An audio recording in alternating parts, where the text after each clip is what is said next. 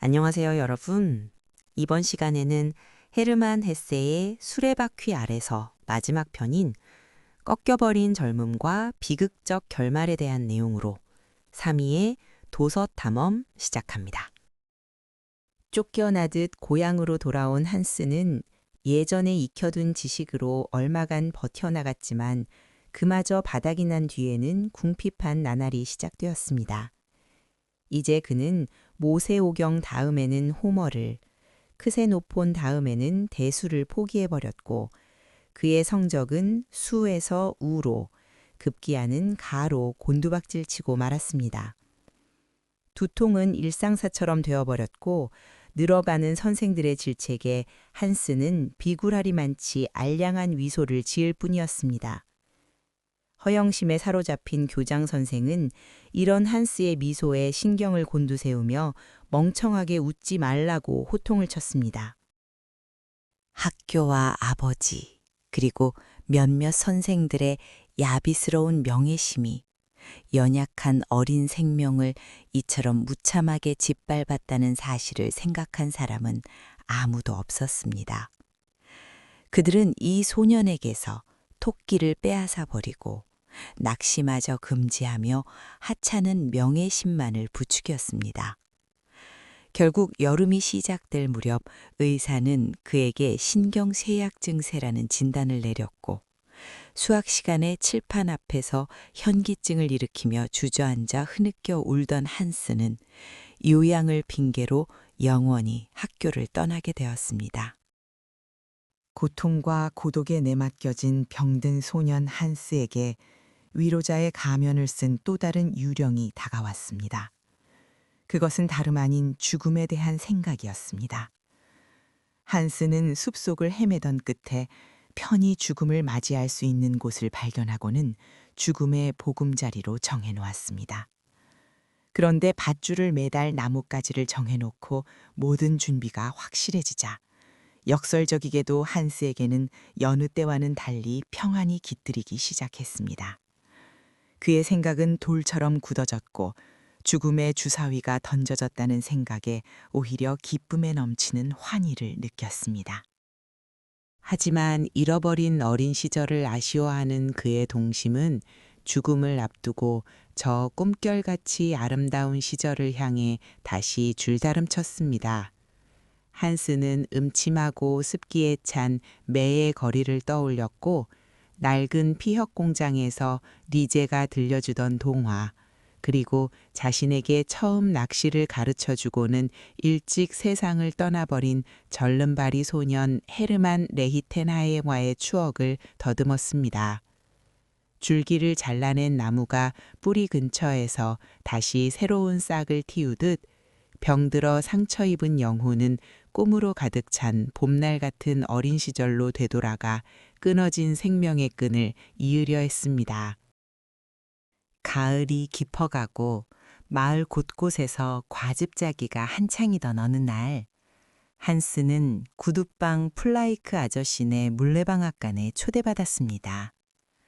갓 짜낸 달콤한 과즙이 향내를 풍기는 그곳에서 한스는 하일브론에서 온 아저씨의 조카딸 엠마를 만나게 됩니다.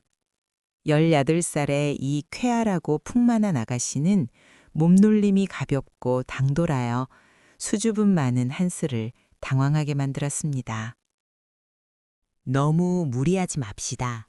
한스가 앞찾기 옆에서 지렛대를 돌릴 때 엠마는 장난삼아 지렛대를 가로막고는 마시고 남은 과즙 반잔을 그에게 건네주었습니다. 그녀의 스커트가 몸에 스치고 통 위로 몸을 굽힐 때 붉게 달아오른 그녀의 얼굴과 은은한 향내를 풍기는 머리카락을 느끼며 한스는 달콤한 전율과 행복한 불안에 사로잡혔습니다. 그것은 참신한 사랑의 힘이자 생동감이 넘치는 생명에 대한 최초의 예감이었습니다. 나한테 뽀뽀해 주겠니? 다음 날 저녁 엠마에 대한 그리움으로 밤을 지새운 한스는 어둠을 틈타 플라이크 아저씨네 정원 울타리로 향했습니다. 밖으로 나온 엠마는 한스의 손을 이끌고 지하실의 층계로 데려가 그의 입술에 뜨겁게 입을 맞추었습니다. 한스는 마치 나락에 빠져드는 듯한 나른함을 느꼈고 처음 맛보는 사랑의 쾌감과 현기증에 비틀거리며 밤거리를 헤매야 했습니다. 엠마는 어디에 있니? 오고 싶지 않다던. 누난 벌써 떠나버렸는걸. 오늘 아침에. 다음 날 과즙 재는 곳에 다시 나간 한스는 엠마가 아침 기차로 고향에 돌아가 버렸다는 청천벽력 같은 소식을 듣게 됩니다. 그녀는 작별 인사조차 남기지 않고 훌쩍 떠나버린 것입니다. 배신감과 억누를 수 없는 그리움으로 인해 사랑의 비밀은 차라리 쓰디쓴 맛이 되어 한스의 영혼을 암울한 번민과 눈물 속으로 몰아넣었습니다. 도대체 이게 무슨 짓이니? 넌 약골이잖니.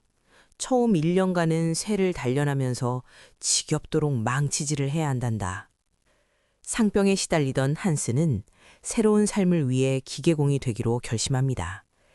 어린 시절의 친구인 견습공 아우구스트는 육체노동의 고됨을 경고하면서도 그를 격려해 주었습니다.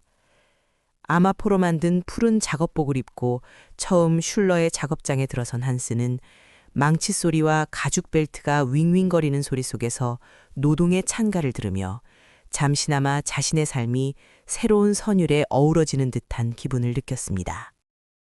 하지만 첫 주가 채 지나기도 전에 한스의 두 손에는 벌건 물집이 부풀어 올랐고 무릎과 오른팔은 쑤셔왔습니다.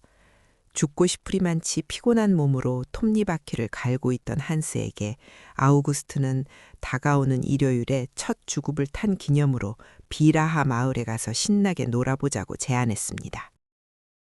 자, 건강을 위하여. 여기 아리따운 아가씨, 잔이 다 비었잖아. 빨리 한 잔 더 가져와.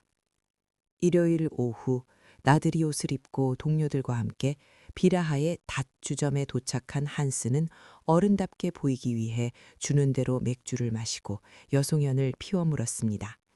숙련공들이 떠벌리는 유랑 생활의 무용담과 여종업원을 향한 농담 속에서 한스도 건배를 외치며 낯선 해방감을 맛보았습니다. 난 집에 가야 돼. 하지만 술집을 옮겨가며 병맥주까지 마셔댄 한스는 이내에 사물이 빙빙 도는 극심한 어지러움을 느꼈습니다. 속이 메스꺼워진 그는 동료들을 뿌리치고 비틀거리며 홀로 밤길을 나섰습니다. 이슬에 젖은 사과나무 아래 풀밭에 쓰러진 한스는 수치심과 자책감에 휩싸여 흐느껴 울고 말았습니다. 같은 시각 아버지는 밤늦게까지 돌아오지 않는 아들을 괘씸히 여기며 등나무 회초리를 들고 문을 잠근 채 잔뜩 벼르고 있었습니다. 그러나 한스는 돌아오지 않았습니다. 아버지가 분노를 삼키며 잠든 사이 싸늘한 시체가 된 한스의 메마른 몸뚱이는 푸른빛을 띤 차가운 달빛 아래 검푸른 강물을 따라 조용히 떠내려가고 있었습니다. 그가 길을 잃고 발을 헛디딘 것인지 아니면 두려움에 지친 나머지 스스로 죽음의 그림자에 휘말려든 것인지는 아무도 알 수 없었습니다. 저기 걸어가는 신사 양반들 말입니다. 저 사람들도 한스를 이 지경에 빠뜨도록 도와준 셈이지요. 한스의 장례식에는 교장 선생과 마을 목사, 라틴어 선생 등 그를 몰아세웠던 모든 어른들이 프로코트를 입고 창석해 불운한 천재의 죽음을 애도했습니다. 구두방 아저씨 플라이크만이 한스의 아버지에게 이들의 위선적인 책임을 나지막이 꼬집었습니다.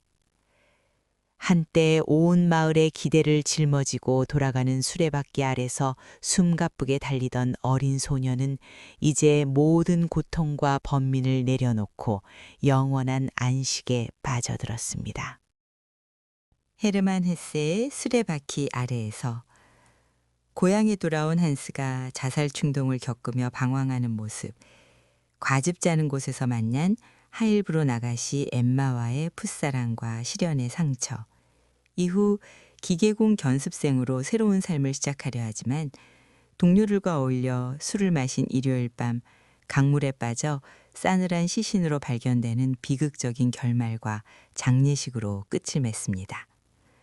다음 시간에는 서평과 작품 해설에 대한 내용으로 찾아뵙겠습니다. 3위의 도서탐험에 함께 동행해 주셔서 감사합니다. 책과 함께 행복한 하루하루 되십시오.